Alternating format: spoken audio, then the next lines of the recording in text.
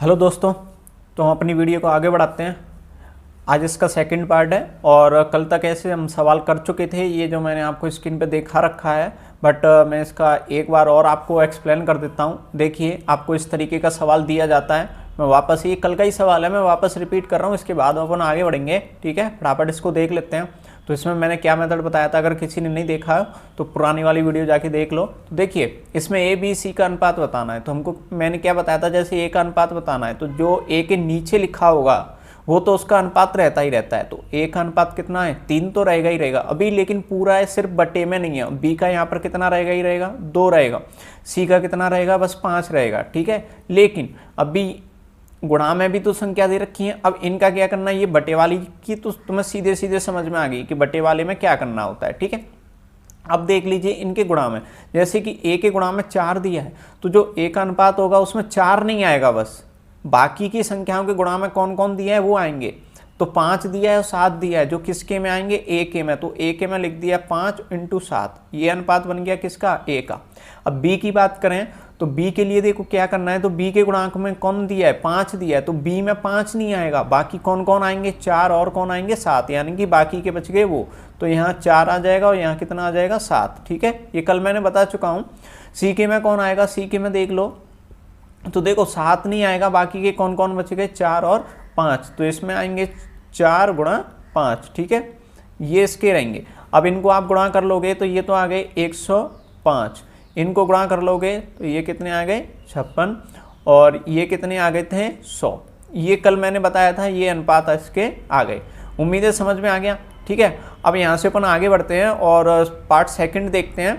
अगर नहीं समझ में आया है तो पुरानी वाली वीडियो देख लो, आपको समझ में आ जाएगा कि किस तरीके से ये बताए थे। आप डायरेक्ट एक स्टेप में ही इसको सवाल को सॉल्यूशन कर सकते हो। ठीक है, डिटेल करने की कोई ज़रूरत नहीं है। चलो तो आगे बढ़ते हैं, आगे बढ़ेंगे आज के सेकंड पार्ट की तरफ। ठीक है, सेकंड पार्ट में मतलब अपन को क्या करना है, अगले टाइप के सवाल देखने हैं। तो देखिए अगले टाइप में क्या कहता है, जैसे आपको इस प्रकार के सवाल आएंगे, ये टाइप 2 वाले सवाल है। ठीक है, ये कौन सा है, टाइप 2 है। ओके, मैंने लिखा नहीं है, अब लिख देता हूँ, टाइप 2 है। तो देखिए इसमें क्या सवाल कहता है, सबसे छोटा सरल सवाल लिया है कि 1800 रुपये को राम और श्याम में 1:2 में विभाजित कीजिए। ठीक है, ये है। अब जैसे देखिए, मैंने आपको ये वाला जो तरीका है, इसके लिए ये वाला फॉर्मूला अप्लाई करेंगे जो आपके मैंने थंबनेल पे लिख रखा है। स्टार्टिंग में जैसे आप पेज खोलते हो तो आपको यही दिखा होगा।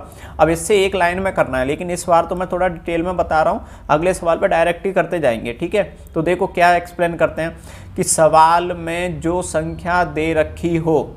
ठीक है, अब इसमें हमें क्या करना है कि सवाल में जो संख्या दे रखी हो, अब देखो सवाल में क्या संख्या दी है, तो हमें तो संख्या दी है 1800, उसमें उसी के अनुपात का भाग लगाते हैं। यहाँ फॉर्मूले को समझने की जरूरत है, ये एक ही फॉर्मूला चलेगा पूरे चैप्टर में, और मैंने आपको लिखा भी है कि ये फॉर्मूला 8 चैप्टरों में चलने वाला है। ठीक है, तो इसको अच्छे से समझने की ज़रूरत है। क्या फॉर्मूला कहता है, देखिए सवाल में जो संख्या दे रखी हो, तो बताइए सवाल में कितनी संख्या दे रखी है, 1800। ठीक है, उसमें उसी के अनुपात का भाग लगाते हैं। अब ये पहले तो क्लियर कर लीजिए कि ये 1800 है किसकी।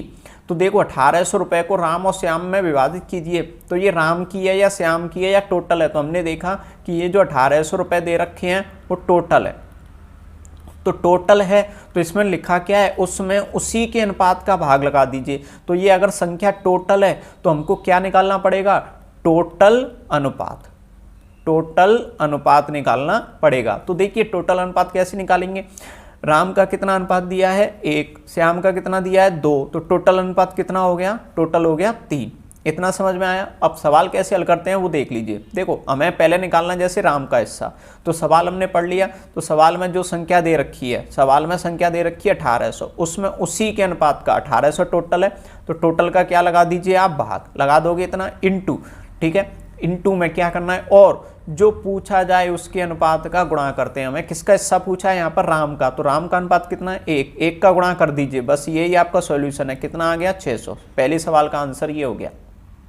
क्लियर, कोई ज़्यादा कठिन नहीं है। जैसे हमको अब की श्याम का हिस्सा निकालना है, तो श्याम का हिस्सा कैसे निकालेंगे, तो हमने देखा कि राम का कितना टोटल कितना है 1800। अगर टोटल 1800 है तो उसमें टोटल के अनुपात का भाग इनटू श्याम का निकालना है, तो श्याम का कितने का गुणा कर देंगे 2 का, कितना आ जाएगा 1200। उम्मीद है समझ में आ गया, ठीक है। और भी कई सारे तरीके हैं इसका हिस्सा निकालने की। देखिए अब श्याम का हिस्सा तुम्हें निकालना है, तो टोटल तुमने देख ली कि टोटल तो कितनी 1800 रुपये है, टोटल 1800 रुपये हैं।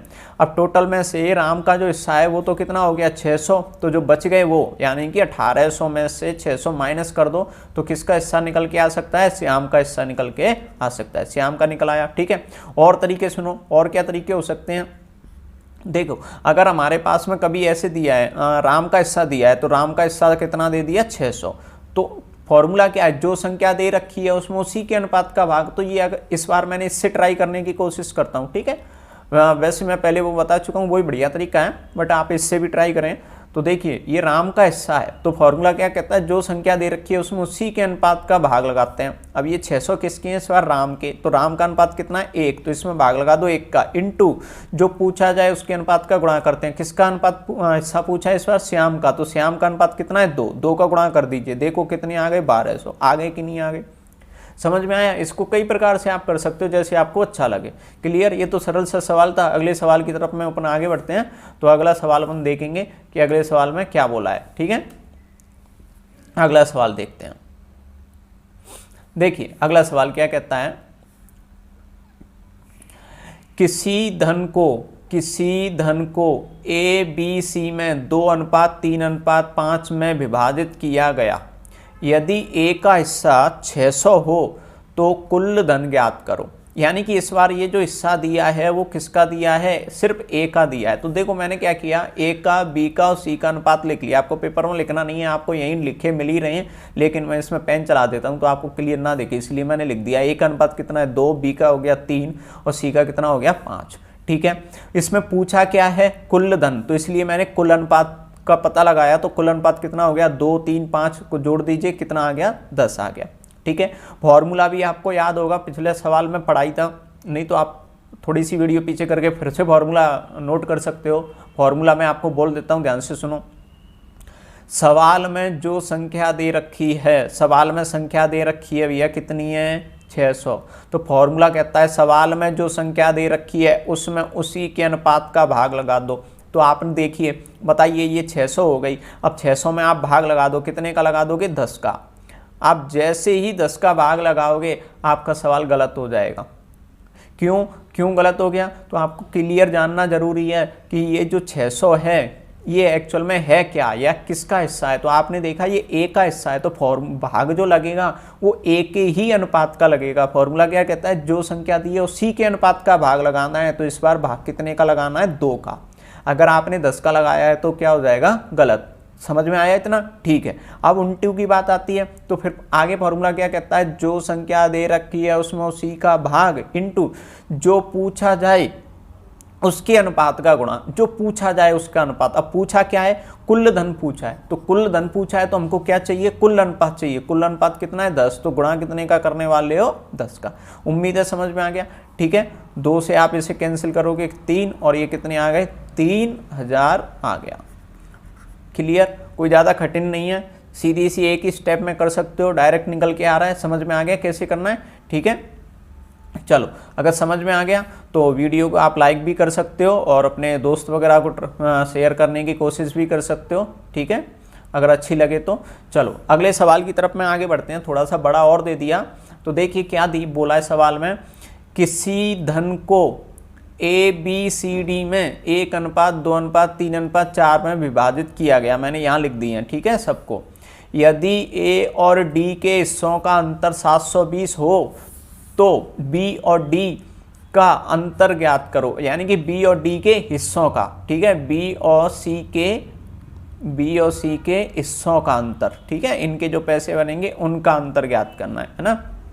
तो देखो इसको करने के काफ़ी सारे तरीके हो सकते हैं, लेकिन हमें तो एक ही लाइन में करना है। कैसे करना है, फॉर्मूला बताइए क्या होता है। जो संख्या दे रखी है, तो क्या संख्या दे रखी है, तो B और D के कुल धन का अंतर हमें बताना है। तो फॉर्मूला क्या कहता है, जो संख्या दे रखी है, कितनी संख्या दे रखी है 720, जो संख्या दे रखी है उसमें उसी के अनुपात का क्या लगाते हैं भाग।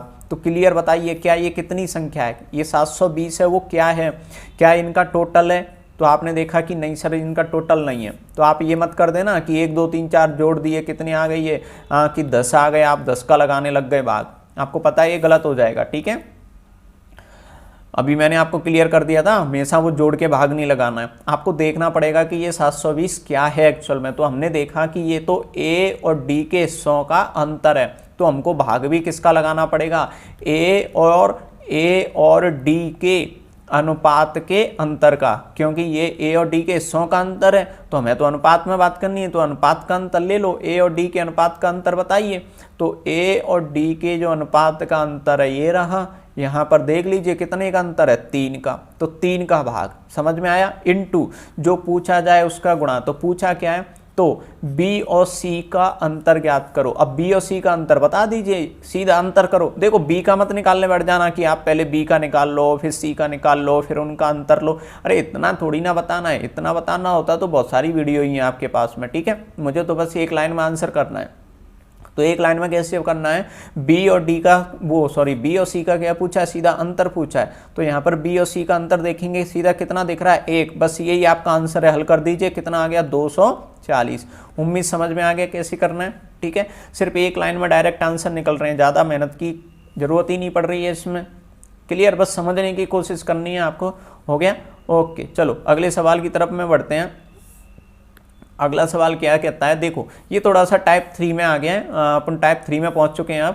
तो आपको पुराने सवाल में कोई दिक्कत है तो आप मुझे पूछ सकते हो। ठीक है, और इस टाइप के आपने पेपर में सवाल काफ़ी सारे देख रखे होंगे, तो मैं आपको ये बताता हूँ कैसे करने हैं। तो देखिए सवाल क्या कहता है, एक थैली में 1 रुपये 50 पैसे और 25 पैसे के सिक्कों का अनुपात, यानी कि एक थैला है उसमें 1 रुपये के 50 पैसे के 25 पैसे के सिक्के हैं, और वो किस अनुपात में, 4:3:2। इस अनुपात का मतलब जानते हो कि अगर 1 रुपये के 4 हैं तो 50 पैसे के 3 होंगे और 25 के 2 होंगे। ये तो कंडीशन है, जरूरी नहीं है कि 1 रुपये के सिर्फ 4 ही सिक्के निकलेंगे, ज़्यादा भी हो सकते हैं। अब जैसे कि 1 रुपये के बाई चांस ये 8 हुए तो ये 6 होंगे, तो ये 4 होंगे, ये कंडीशन होती है। मैंने आपको पिछली वीडियो में समझाया है ये। ठीक है, अगर आपने नहीं देखी है तो वो आप देख सकते हो।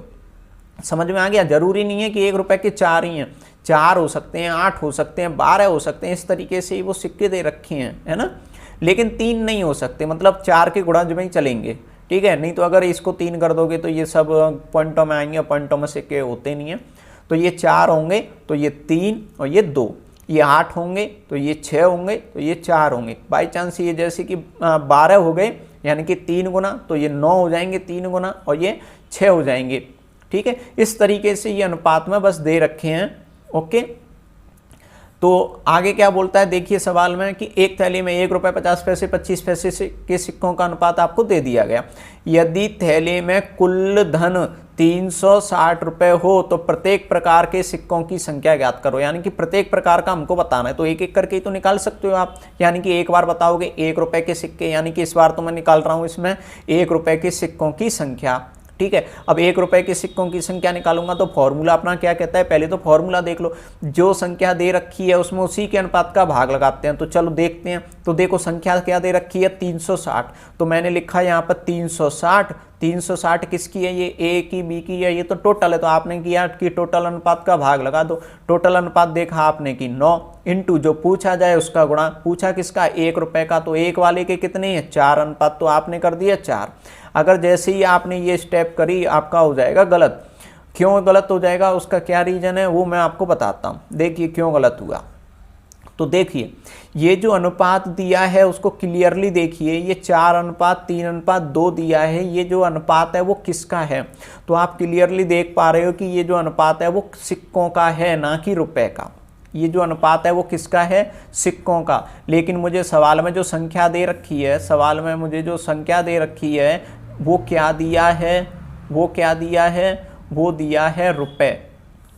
सवाल में जो संख्या दे रखी है वो क्या दिया है, रुपए दिया है। देखिए ये दे रखी है आपको, ये रुपए दे रखे हैं, ये 360, और ये जो अनुपात दिया है वो किसका अनुपात दिख रहा है आपको, ये सिक्कों का अनुपात है। ठीक है, ये सिक्कों का अनुपात है।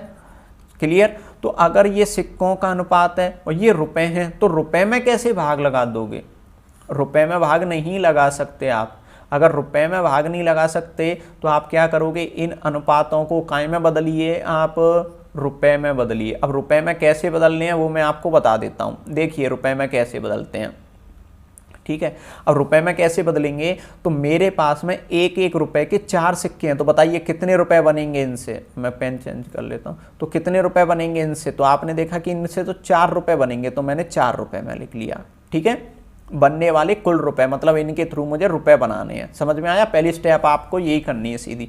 50 पैसे के 3 हैं तो कितने रुपए बनेंगे, 1.5 रुपए बनेगा, बनेगा कि नहीं। 25 पैसे के कितने हैं, 25 पैसे के कितने हैं बता दो, जल्दी बता दो। 25 पैसे के 2 हैं तो कितने रुपए बन गए, इसके बन गए 0.5 रुपए। मैं पैसे में बात नहीं कर रहा हूँ, इस बार रुपए में बात कर रहा हूँ, ठीक है। अगर मैं बात करूँ कुल रुपए, तो ये कुल रुपए कितने हो गए, 6 रुपए बन गए। क्या इतनी बात समझ में आई कि नहीं आई, ठीक है। यानी कि बनने वाले कुल रुपए ये बनेंगे। तो ये अनुपात है वो 4, 3, 2, ये सिक्कों का है, लेकिन मुझे तो रुपए की जरूरत है। तो रुपए कितने बन गए, 4 रुपए, 1.5 रुपए और 0.5 रुपए या 0.50 रुपए कह लो, ठीक है। बात एक ही है। अब करेंगे सवाल। अब क्या करना है हमको कि 1 रुपए के सिक्कों की संख्या निकालनी है। तो सवाल में संख्या कितनी दी है, 360। 360 क्या है, ये कुल रुपए। तो कुल रुपए के अनुपात का भाग दे दो। कुल रुपए का अनुपात कितना है, 6, तो 6 का भाग लगा दो इनटू। क्या इतनी बात आपको समझ में आई, क्लियर। अब इनटू जो पूछा जाए उसका गुणा। अब यहां पर बताओ क्या पूछा है, 1 रुपए के सिक्कों की संख्या। अब मुझे ये बताओ 1 रुपए के रुपए बनने वाले रुपए पूछे हैं या सिक्के, तो आपको सिक्के पूछे हैं, तो गुणा किसका करोगे, सिक्कों का करोगे। तो सिक्के का अनुपात कितना है, 1 रुपए के 4। ये वाला 4 नहीं ले रहा हूं मैं, ये वाला 4 ले रहा हूं, ये सिक्के हैं, ठीक है, ये सिक्के ले रहा हूं, रुपए नहीं। तो इनटू कितने कर दूंगा, 4। बस आप इसको हल कर लीजिए। जैसे ये 6 से कितनी बार 6, ये कितना आ गया 24 और ये 0, यानी कि 240 आ गया। उम्मीद है समझ में आया, ठीक है। अगले सवाल की तरफ में आगे बढ़ते हैं। अगले सवाल मतलब अगली स्लाइड पे आगे बढ़ते हैं। तो अगली स्लाइड में अगले प्रकार के जो मुझे बताने हैं वो बताने हैं 50 पैसे के सिक्के। तो 50 पैसे के सिक्के कैसे बताऊंगा, तो मेरे सवाल में कितनी संख्या दे रखी है, 360 रुपए। तो 360 कुल रुपए हैं, तो कुल रुपए के ये अनुपात का क्या लगेगा, भाग। 6 का भाग लगा दिया इनटू जो पूछा जाए। अब पूछा क्या है, 50 पैसे के सिक्कों का अनुपात। तो सिक्के बताइए 1.5 है सिक्का या 3 है सिक्का, तो हम देखेंगे भैया सिक्के तो 3 है, तो 3 का भाग लगा दीजिए, ठीक है। ये 6 से 6 बार और ये कितने आ गए, 180। उम्मीद है समझ में आ गया, ठीक है। इस बार हम कितने का निकालेंगे, अगली में निकालेंगे, वो निकालेंगे हम 25 वाले का। तो 25 वाले का कैसे निकालना है वो देख लेते हैं।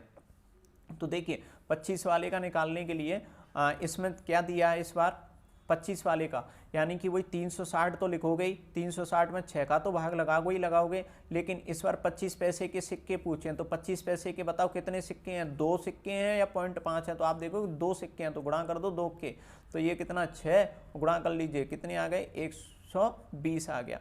उम्मीद समझ में आ गया, ठीक है।